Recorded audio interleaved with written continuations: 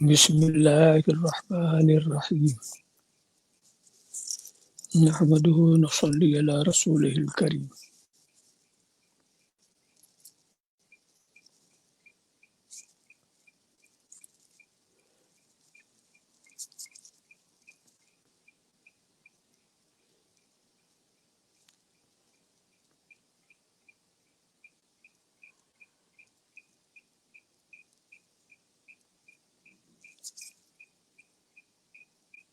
اس مقام پر یہ سمجھنے کی ضرورت ہے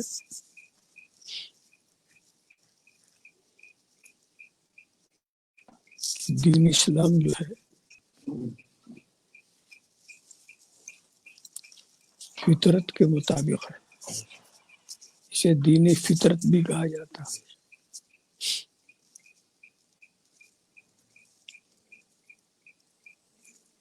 اس کے احکام سب کے لیے ممکن العمل ہے.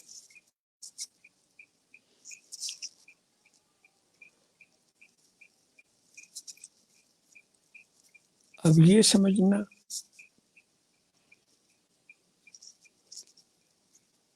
کہ انسان کی کس صفت کو ہم کہیں گے یہ انسان کی فطری صفت. فطرت سے کیا سمجھیں گے عام فہم انداز میں جو ہر شخص اس کو سمجھ سکے. وہ کون سی ادا ہے جس کو ہم انسان کی فطرت قرار دیں گے؟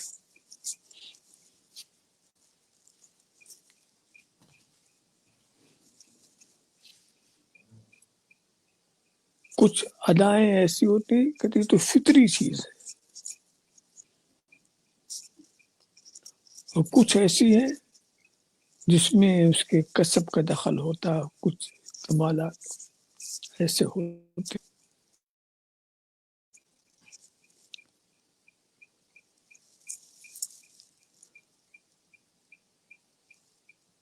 اب فطری عمل کو سمجھنے کے لیے ایک آسان مثال،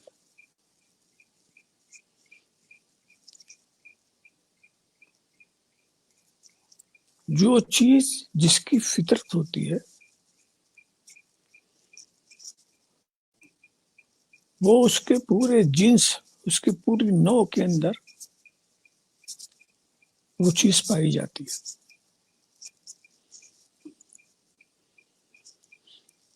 اور اس کی شکل و صورت ایک جیسی رہتی ہے.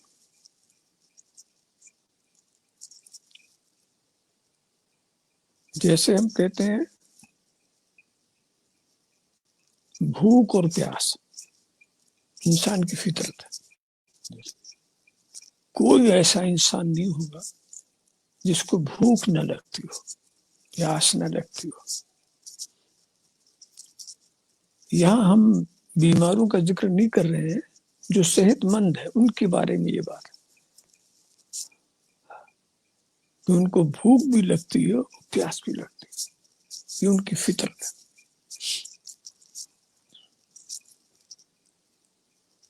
اور بھوک پیاس کی کوئی صورت نہیں، کوئی رنگ نہیں.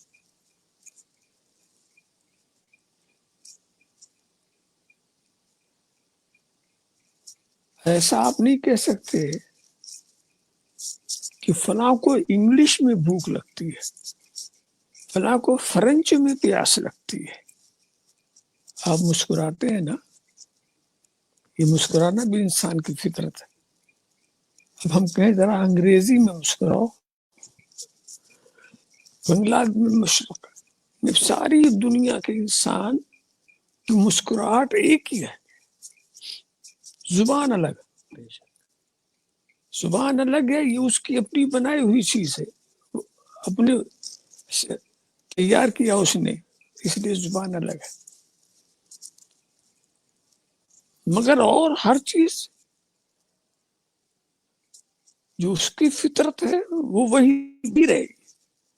اسی سے سمجھ میں آتا ہے، یہی سمجھ سارے انسانوں میں جو صفت ایک جیسی نظر سمجھ لو، اس کی فطری صفت ہے.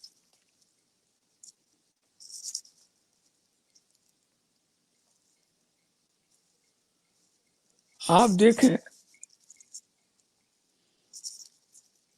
کہیں باہر جانا ہوتا ہے دوسرے ملک میں،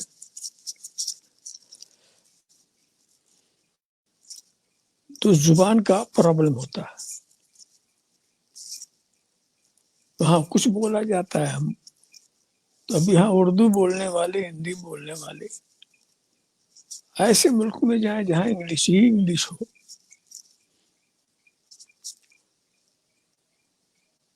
تو یہ کیسے کام اپنا چلا سکتے ہیں؟ مگر ایک منظر مجھ کو دیکھنے کا ملا امریکہ اور کینیڈا کے سفر میں، کہ اللہ نے ایک فطری ادا اور بھی دی ہے، اشاروں میں بات کرنا. اور اتفاق دیکھو کہ ایک چیز کا جو اشارہ ہے ہندوستان میں ہے، وہی اشارہ دوسری جگہ بھی وہی ہے.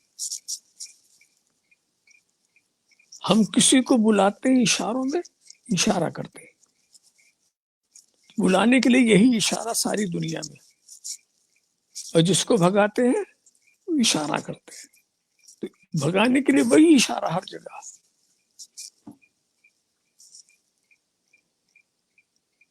اور اس اشارے کو سمجھ لیں گے تو اشارے والی زبان جو ہے وہ بین الاقوامی زبان ہے، انٹرنیشنل زبان ہے. وہ اس سے لوگ کام چلا لیتے ہیں اپنا. نہیں کا اشارہ کیا ہے، اس بات کا اشارہ کیا ہے، وہ انسان کی فطرت میں داخل ہے. تو جب انسان کی فطرت ہے تو اسلام کسی کی فطرت کو مٹانے کے لیے نہیں آیا.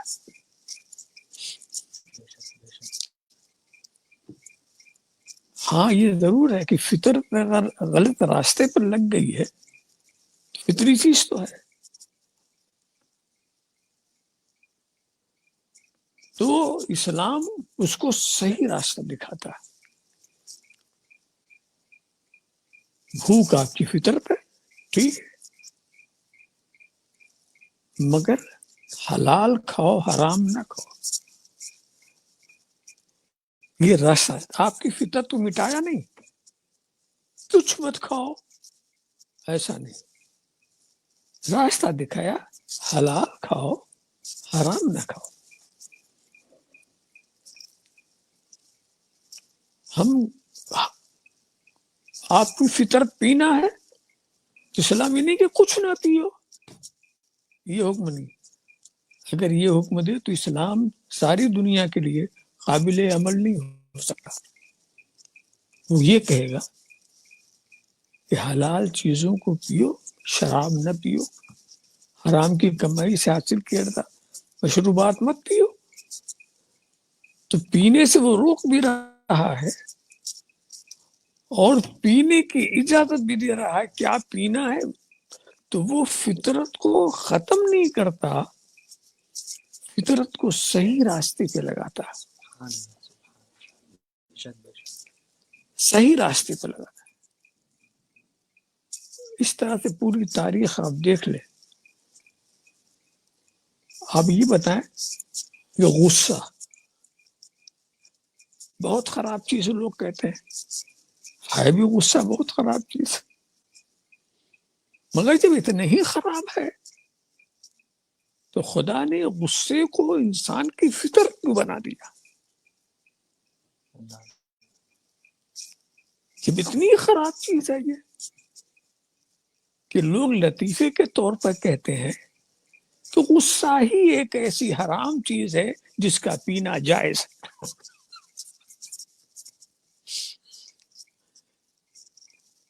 مگر سوال یہ ہے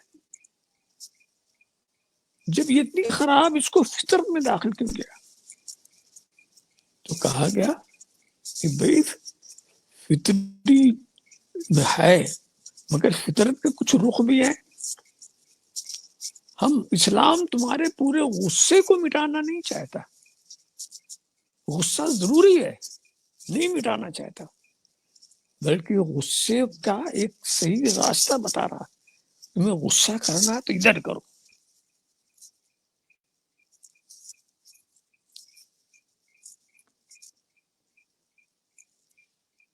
آپ نے دیکھا غصے کی کچھ مثالیں بھی تاریخ میں آپ کو ملیں گی، تاریخ میں ملیں گی. مولا کائنات کا مقابلہ ہو جاتا ہے. دیکھیے ان لوگوں کو اپنے ذہن و قلب پر کتنی وہ قابو تھا. وہ ایک دشمن آتا ہے مقابلے کے لیے، میں واقعہ نگاری نہیں کرتا، میں اشارہ کروں گا اس لیے سب مشہور باتیں ہیں.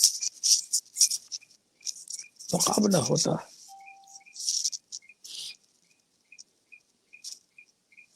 مولا کائنات اس کو زیر کر دیتے ہیں. وہ بڑا پہلوان تھا، بڑا نامی گرامی پہلوان تھا،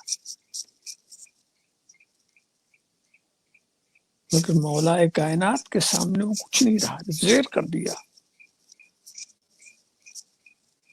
اور آپ اس کے سینے پہ سوار ہو گئے.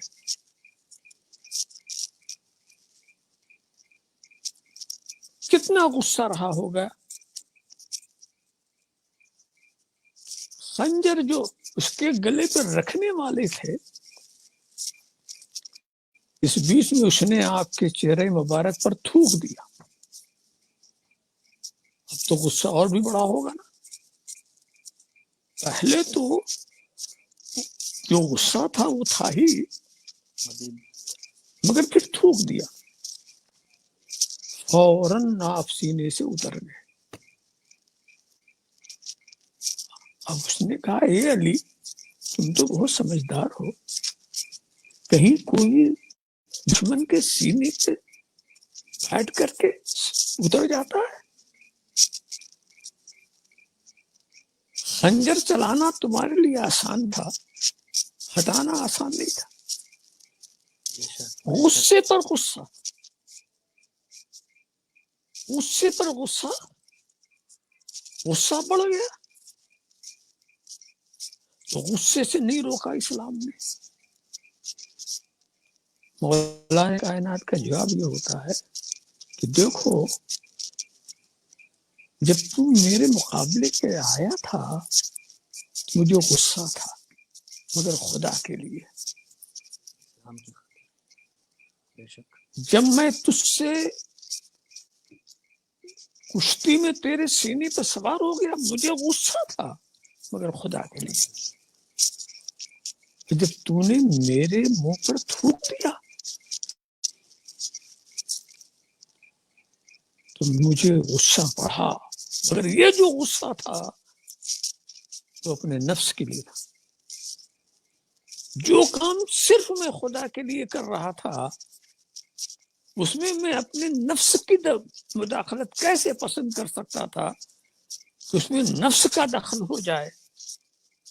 اس لیے میں اتر گیا. اب آؤ میں مقابلے کے لیے تیار ہوں. نقشہ دنیا نے کچھ اور دیکھا. اور ہم نے یہ دیکھا کتنا مبارک یہ غصہ تھا جو خدا کے لیے تھا. نقشہ کچھ اور دیکھا. وہ کھڑا ہو گیا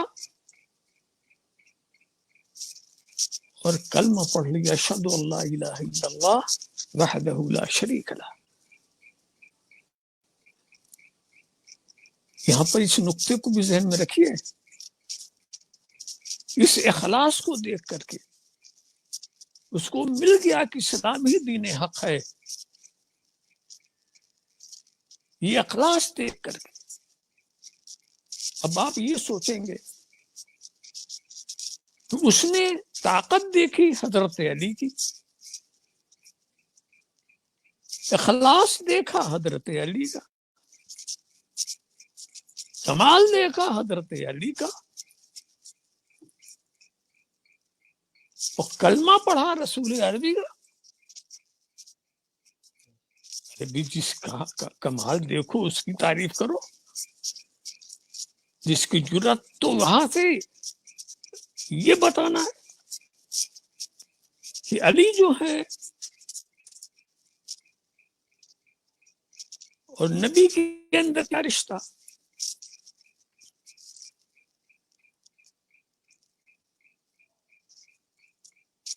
کمال دیکھو علی کا، کلمہ پڑھو نبی کا.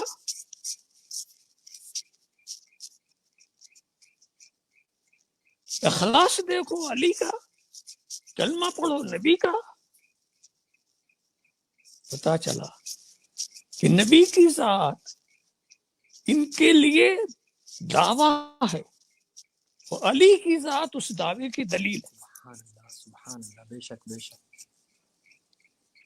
نبی کی ذات، اور جب ہی مان لاؤ گے دعویٰ کو مان گئے تو دلیل کو ماننا پڑے گا.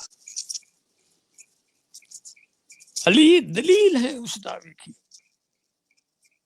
تو دلیل دعوے کو سمجھانے کے لیے آتی ہے، اپنے کو سمجھانے نہیں آتی. یہ دیکھا غصہ، اور اس کا اثر کیا دیکھا آپ نے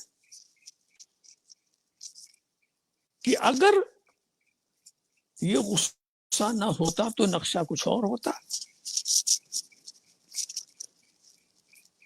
یہی تو ہوتا کہ خنجر چلا دیتے، اس کی گردن الگ ہو جاتی. کافر آیا تھا تو کافر ہی مر کے جاتا. مگر یہی غصہ جب خدا کے لیے ہوتا ہے تو خنجر اٹھا کر کیا ہوا، خنجر چلاتے تو کیا ہوتا، تو خنجر ہٹایا تو کفر کٹ گیا. خنجر چلاتے تو کافر کٹتا. بے شک بے شک بے شک. سبحان اللہ. خنجر چلاتے تو کافر کٹتا ہے، خنجر ہٹایا تو کفر کٹ گیا. خنجر چلاتے تو دشمن کٹتا، خنجر ہٹایا تو دشمنی کٹ گئی. سبحان اللہ. یہاں سے ملتا ہے کہ اسلام نے کبھی کفر کو خنجر اور تلوار سے نہیں پھیلایا. جب لوگ یہ کہتے ہیں تو بڑی ہنسی آتی ہے کہ اسلام تلوار کے زور سے پھیلا. ارے مجھے بتاؤ کہ حضرت علی نے کس تلوار کو، حضرت علی کو کس تلوار نے مسلمان کیا، فاروق اعظم کو کس تلوار نے مسلمان کیا، صدیق اکبر کو کس تلوار نے مسلمان کیا. اور فاروق اعظم کا تو حال یہ تھا کہ یہ تلوار لے کے تو گئے تھے اور وہاں اسلام لا رہے. ان کے ہاتھ میں تلوار ہے، نبی کے ہاتھ میں تلوار نہیں تھی. تو ان تلوار والوں کو کس نے مسلمان کیا؟ تمہیں بتانا پڑے گا کہ اگر اسلام تلوار کے زور سے پھیلا تو یہ بتاؤ کہ تلوار چلانے والے کون تھے، اور ان چلانے والوں کو کس نے مسلمان کیا؟ اسلام کے پاس تلوار ضرور تھی مگر حق و صداقت کی تلوار تھی، اخلاق کی تلوار تھی. اس تلوار سے اسلام پھیلتا چلا گیا۔ میں یہ کہہ رہا تھا کہ غصہ رحمت بھی ہے، غصہ زحمت بھی ہے۔ غصہ نفس کے لیے ہو تو زحمت ہے، اور اگر خدا کے لیے ہے تو یہ غصہ رحمت ہے۔ فطری ادا کا معاملہ ہے، جو بھی چیز فطری ہے، فطری ادائیں سارے انسانوں میں مشترک تھیں، ان کے رخ بہت غلط تھے۔ اسلام نے آ کے سب کو صحیح راستے پہ لگا دیا، یہ اسلام کا کارنامہ تھا۔ ایسے ہی آپ دیکھیں، فطری ادا کی بات آئی، لالچ کہتے ہیں لالچ بری بلا۔ لالچ اتنی خراب چیز ہے تو اس کو اسلام کی فطرت میں کیوں داخل کیا گیا؟ نہیں، لالچ تو اس کا راستہ اگر الگ ہے، اس کا رخ اگر الگ ہے، غلط ہے، تو لالچ بھی غلط چیز ہے۔ مگر پہلے کے لوگ بھی لالچ والے تھے، آج کے لوگ بھی لالچ والے ہیں، یہ تو لوگ سمجھ لیں گے۔ پہلے نیکی کرنے کے لوگ لالچی تھے، نیکیوں میں بڑھنے میں لالچی تھے، خدا کی راہ میں پیسہ لٹانے کے لالچی تھے، تو وہ لٹانے کے لالچی تھے۔ آج کے دور کے لوگ جمع کرنے کے لالچی ہیں، تو دونوں لالچ ایک طرح نہیں ہو سکتی خدا کے لیے۔ اس لیے یہ لالچ بڑی خراب چیز ہے اگر اپنے نفس کے لیے ہو، اور یہ لالچ بہت اچھی چیز ہے اگر یہ خدا کے لیے ہو۔ انتہا کی بات بتاؤں، قرآن نے اپنے محبوب کے لیے بھی لفظ حریص استعمال کیا، وہ بھی امت کی نجات کے لیے لالچی تھے، شفاعت کے لیے لالچی تھے۔ لالچی کا لفظ اتنا مقدس نہیں ہے کہ ہم کہیں، مگر عام آدمی کو سمجھانے کے لیے کہ اصل چیز کیا ہے، اس کا مفہوم کیا ہے۔ اس طرح پوری تاریخ میں آپ دیکھیں گے کہ نیکی کی لالچ کرنے والے کون ہوتے ہیں اور برائیوں کی طرف جانے والے کون ہوتے ہیں، مگر یہ ہے انسان کا فطری جذبہ۔ اس طرح سے اور بھی فطرت کو آپ لے لیں، فطرت کا ایک ہی رنگ ہوتا ہے۔ میں اب جو کہنا چاہتا تھا وہ یہ، ایک انسان کا فطری جذبہ ہے پوجنا، عبادت کرنا، عبادت کرنا، پوجنا، یہ ہر انسان کا فطری جذبہ۔ ساری دنیا کے لوگ کسی فطرت پر کی وجہ سے مجبور ہیں کسی کی عبادت کرنے۔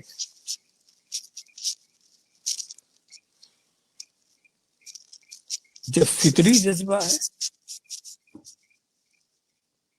اس فطری جذبے سے اگر ہم کسی کو ہٹائیں تو یہ تعلیم صحیح نہیں ہوگی، اسلام کی مزاج کے خلاف ہوگی۔ فطرت کو صحیح رخ دکھا دو،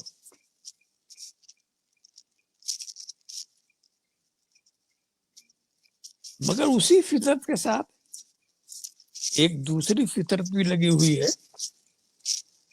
کہ پوجنا تو سبھی چاہتے ہیں،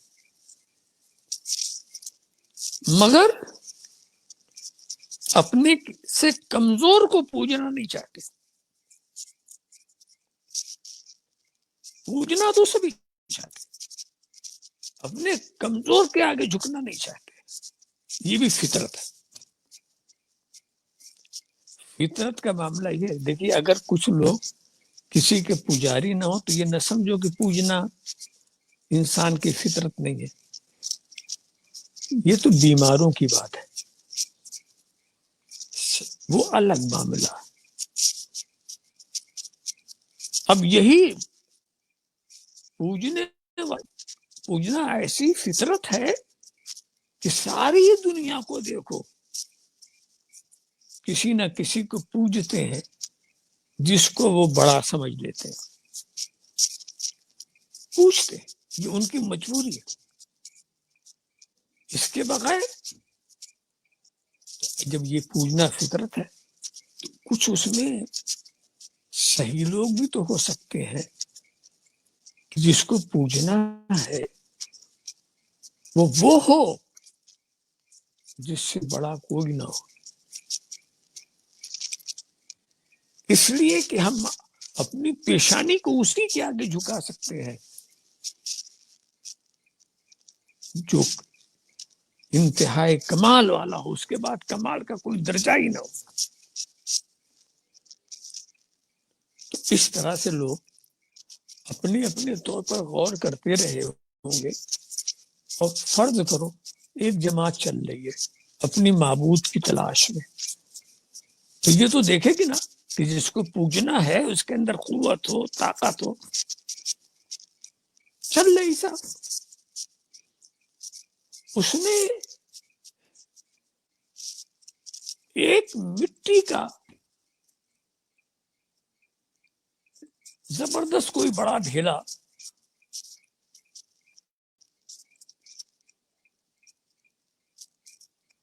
سمجھ لیا یہ طاقت والا ہے، قد و قامت میں بڑا ایسا، وہ ایک چھوٹی سی چٹان اس کو دکھی،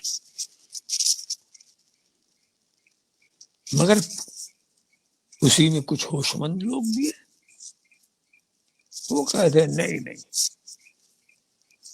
یہ طاقت والا نہیں ہے، اس کو تو ہمارا لوہا جو ہے چور چور کر دیتا، تو طاقت والا اگر کوئی ہے تو ہمارا لوہا ہے۔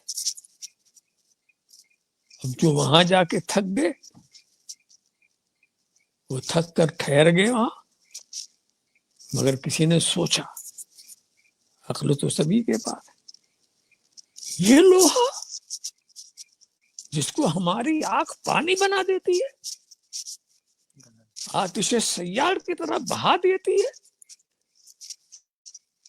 تو اصلی طاقت تو آنکھ کے اندر ہے، ہم اس کمزور کو کیوں معبود بنائیں؟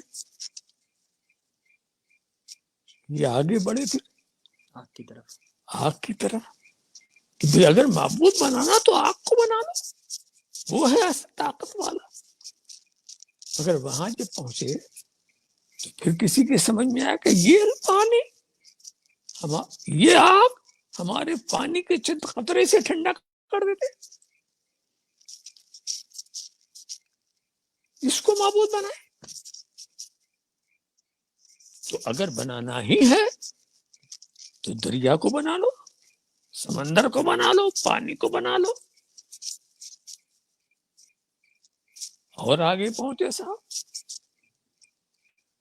انہوں نے کہا یہ سمندر کہ ہمارے چاند کی چاندنی اس پر پڑتی ہے تو اس میں موجیں اٹھتی ہیں، یہ مشترب ہو جاتا ہے، بے قرار ہو جاتا ہے، تو اصل طاقت تو چاند میں ہے، اگر معبود بنانا ہے تو چاندنی کو بنا لو، یہاں کیوں ٹھہر گئے؟ کچھ اور آگے بڑھے، ارے چاند دیکھ رہا، سن رہا، وہ بھی ہنس رہا ہوگا، یہ دنیا کے بے وقوف معبود کی تلاش میں میرے پاس آئے، ایسوں کے لیے میرے دو مصرے ہیں، چاند کی رفت کو چھو لینا کہاں کی عقل ہے، عقل یہ ہے چاند کو خود اپنا دیوانہ بنا۔ سبحان اللہ سبحان اللہ، بے شک بے شک۔ چاند بھی سوچتا ہوا یہ میرے پاس آئے، میرے اس کے پاس ہی نہیں جانا چاہیے تھا جس کے اشارے سے میں دو ٹکڑے ہو گیا، اصل طاقت والا تو وہ ہے۔ جب سوچا اب کیا کریں، اب ایک سب سے بڑا چمکتا ہوا سورج ہی تھا کہ اسی طرح چلے کہ چلو اسی کو معبود بنا لو۔ انسان کا وہ جذبہ پرستش جو ہے اسے ادھر سے ادھر پھرا رہا ہے، اگر سورج کہتا کہاں تم آ گئے، میری طاقت، ارے میرے سامنے ایک اگر ابر آ جائے تو میری روشنی رک جاتی ہے. میں دن کو تو روشن کرتا ہوں، رات تاریک رہتی ہے. میں ظاہر کو تو روشن کرتا ہوں، باطن تاریک رہتی. میرے پاس کہاں ہے؟ اس کے پاس جاؤ جو نور السماوات والارض ہو، جس کی طاقت، جس کے اشارے سے میں پلٹ آیا. اس کی طاقت، اصل طاقت والا وہ ہے. اب بیچارے یہ قوم بھی بھٹک رہی ہے.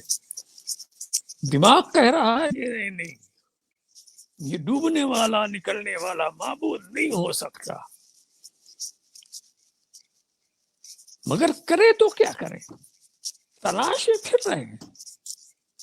اب فرض کرو یہی جماعت پہنچ گئی سرزمین حجاز میں اور دیکھا ایک انسان، دیکھنے میں بالکل انسان،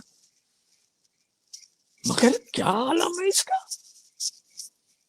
اس کی قوت و طاقت کا کیا عالم ہے. یہ اشارہ کرے تو چاند کے ٹکڑے ہو جائے، یہ اشارہ کرے تو سورج پلٹ آئے، یہ اشارہ کرے تو جانور سجدہ کرنے لگے، یہ اشارہ کرے تو درخت اپنی جڑ چھوڑ کر کے آ جائے، یہ اشارہ کرے. پوری کائنات میں اگر کوئی طاقت والا ہے تو یہی ہے. ہر جگہ سے ٹھوکر کھاتے ہوئے طاقت والے کی تلاش میں جب انسان اس عظیم انسان کے پاس پہنچتا ہے، ہاں اگر معبود بنانا ہے تو اسی کو کیوں نہ بنا لیا جائے جو اصل طاقت. ساری طاقتیں دنیا کی اس کے آگے سرنگوں ہیں، تو اسی کو کیوں نہ بنا لیا جائے. مگر جب وہاں یہ جاتے ہیں تو حیران ہو جاتے ہیں کہ ہم تو آئے تھے جھکنے کے لیے، معبود کی تلاش میں آئے تھے، مگر ہم یہ دیکھ رہے ہیں کہ یہ طاقت والا بھی کسی کے آگے جھکا ہوا. یہ طاقت والا کیا، سبحان ربی العالی، سبحان ربی العالی. اب دماغ کھل گیا. صحیح بات ہے، ہم ابھی تک بھٹک رہے تھے. بھٹکنے کی وجہ کیا ہے کہ سورج کے پاس گئے تو اس نے بھی نہیں کہا تم غلط آئے ہو، چاند کے پاس گئے تو اس نے بھی نہیں کہا تم غلط آئے، جانوروں کے پاس گئے انہوں نے بھی نہیں کہا غلط آئے ہو، درختوں کے پاس گئے انہوں نے نہیں کہا تم غلط آئے ہو. کوئی ہدایت کرنے والا کوئی نہیں تھا. ان سے ہدایت سمجھی جا سکتی تھی، مگر جب دماغ اتنا ہو تبھی تو لوگ سمجھ سکتے ہیں. سمجھنے کا تعلق عقل سے ہے. اب انہوں نے دیکھا